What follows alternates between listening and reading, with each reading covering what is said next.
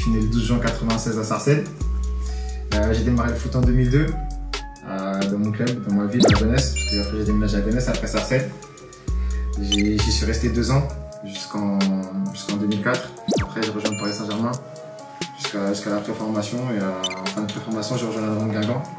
3 ans où j'ai fait mes classes de formation. Et en fin de formation encore, j'ai bougé, j'ai rejoint Rennes et depuis je suis au Stade Rennais et je suis pro depuis 2014.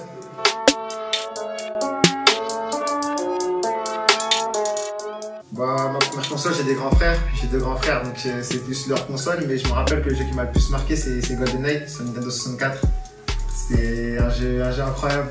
J'étais pas si fort à ça, mais en tout cas c'est un jeu qui m'a bien marqué. Je me souviens, t'avais le pistolet en or, je peux te cacher dans les toilettes, des petits trucs comme ça qui me rappellent des petits flashs.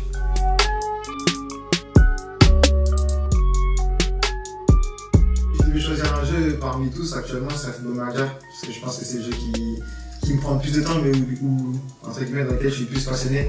Il met tout en œuvre, le côté gauche, le côté humain et même le côté self-made man. En gros, tu crées ton équipe, tu choisis tes joueurs et tu vas à la victoire. Donc c'est mon jeu du moment.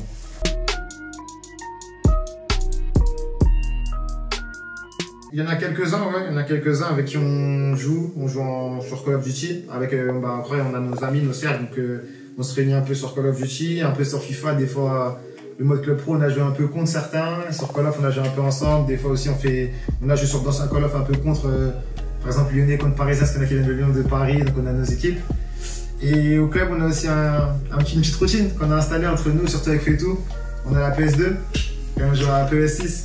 Okay. Qui est pour nous le meilleur jeu de foot de l'histoire. Donc on joue souvent à ça et on fait des gros matchs. Il y a des Inter Barça, des Ajax PSV avec des joueurs qui aujourd'hui sont hauts, mais qui à l'époque peut-être étaient un peu moins forts, mais il y a des beaux matchs à faire. Il y a Martin Taï qui joue beaucoup en Rocket League.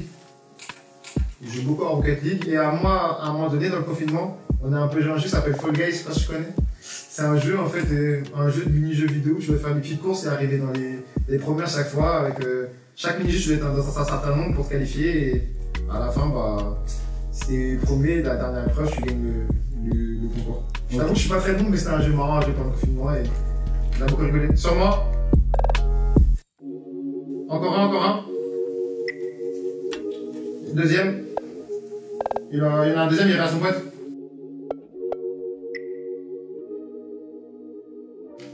Bien joué les gars.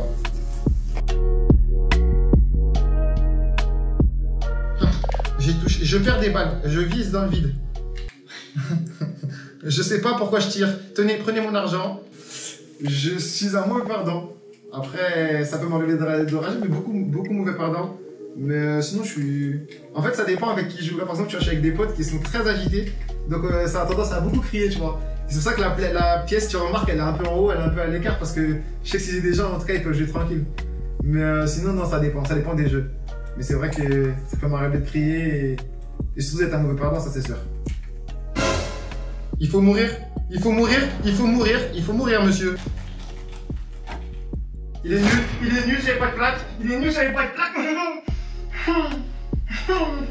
J'ai pas crié.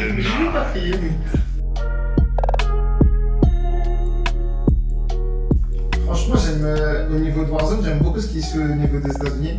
Après, c'est très fort. Après, en France, je regarde aussi. Je regarde pas mal de streams Warzone, vraiment.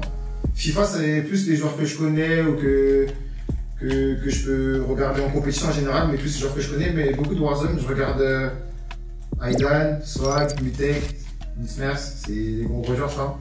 Après, en France, je regarde beaucoup Show. Je regarde un peu Aizen aussi. J'aime bien Aizen. Et il y a Punky que j'aime pas mal aussi. Franchement, je sais pas. Mais je vais pas mentir, il est pas élevé en Battle Royale. En gros, j'ai un peu plus joué et fait un peu plus attention, donc ça va. Mais c'est vrai qu'au départ, Battle Royale, j'avais du mal, donc je faisais pas trop attention à mon ratio et il doit être un peu faible quand même, peut-être un peu faible. Je vais pas dire de bêtises, mais c'est un peu mieux maintenant, je maîtrise un peu plus, on va dire.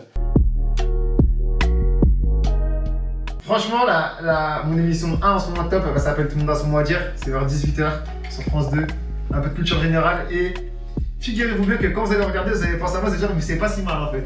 C'est pas si mal. Mais après, je regarde un peu des chiffres et des lettres aussi parce que depuis tout petit, j'ai l'habitude de le faire, mais ça Tout le monde le sait de toute façon.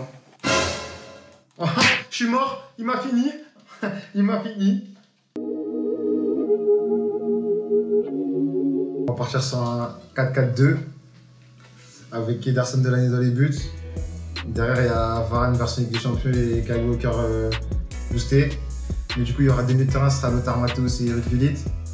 Sur les côtés, on aura Pelé à droite, Neymar, sa carte boost à gauche. Pour les gens, on va mettre Acidity devant et Cristiano Ronaldo dernier. Ce que j'aime beaucoup avec Twitch, c'est qu'il peut avoir la proximité avec que ce soit le monde du gaming, mais que ce soit par exemple des supporters qui vont suivre le joueur que je suis ou la personne que je suis et dans un autre contexte qui leur est plus favorable, que ce soit le jeu. Il y a beaucoup de jeunes qui jouent et même des un peu plus vieux, je dirais. Je sais que pour connaître par exemple bien Umut Bozok, quand il s'est lancé, il y a eu beaucoup de réactions positives, négatives, parce que ça peut arriver, on dépend un peu moins bien. Comme par exemple Neymar qui est peut-être un peu moins bien des fois, il me dit ouais, bah, il devrait plutôt de s'entraîner mieux que de jouer à la play, mais faut pas oublier qu'on reste des êtres humains, qu'on a des hobbies comme tout le monde, des échappatoires et que pour nous c'est même bénéfique de venir jouer et d'échanger avec vous et de pouvoir parler avec des amis qui font ça, des supporters, des joueurs qui sont des supporters mais qui seront meilleurs que nous, on pourra rigoler. Donc Matine.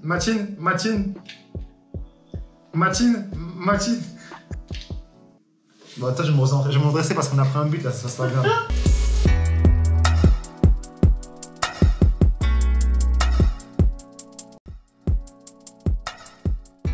Je vais me rapprocher de la Fondation Alzheimer avec qui, depuis quelques années, j'envoie quelques maillots pour collecter des dons. Après, c'est vrai que cette année, avec le confinement, ça a été très particulier, donc il y a eu beaucoup de live et d'explosions de Twitch en général. Et j'ai vu plein d'événements qui ont fait qu'on a réussi à générer des dons, plein de choses. Et je sais que comment ça fonctionne, comment ça peut générer de l'argent et comment on peut avancer, ça peut aider. Et je me suis dit pourquoi pas moi, avec moindre mesure, mais en tout cas je sais que je peux aider, je peux prendre du plaisir et je peux surtout reverser. À travers ça, j'ai noué des contacts avec des streamers que je connaissais un peu et d'autres avec qui je pouvais avoir des liens. Donc là, j'ai la chance d'avoir eu Brody qui m'a répondu, Brody Bros qui est chez Vitality et qui est un peu connu dans le monde du stream, qui va donc m'aider à lancer ce projet, à lancer ma chaîne de streaming autour de laquelle je récolterai des dons pour la Fondation Alzheimer dans un premier temps et après j'espère aider d'autres fondations ou d'autres projets que je pourrais mener à bien et qui permettront de moi de me développer, d'épanouir et surtout d'aider la communauté en ces temps difficiles.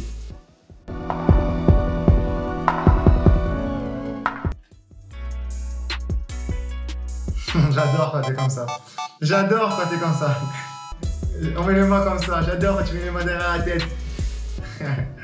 Amener d'autres streamers peut-être sur d'autres jeux ou sur d'autres façons, mais en tout cas faire en sorte que la communauté elle évolue. En vrai, ça permet de tisser des liens pour des bonnes causes et je pense que ça investit beaucoup de gens et c'est surtout des causes qui peuvent nous arriver, qui sont proches de nous. Moi, je sais qu'aujourd'hui, Dieu merci, on va dire que j'ai pas de personnes touchées par Alzheimer, mais ça prévient pas et surtout on ne sait toujours pas comment le guérir, donc c'est des causes qu'il faut vraiment traiter. J'aimerais bien aussi me rapprocher de certaines causes autour des enfants parce que je sais que le football c'est un vecteur universel et surtout au niveau des enfants, c'est quelque chose qui fait rêver et si je peux moi en tant que footballeur aider des enfants à travers ça, j'espère aussi avancer dans ça, mais en tout cas à court terme c'est aider le maximum de personnes autour de la fondation à laquelle je suis proche pour l'instant et à long terme pourquoi pas diversifier mes actions mais tout en structurant et en continuant à faire ce que je fais de bien et en aidant le maximum de gens possible. Pardon. Ok. Oh mais c'est incroyable, tu restes à la barre.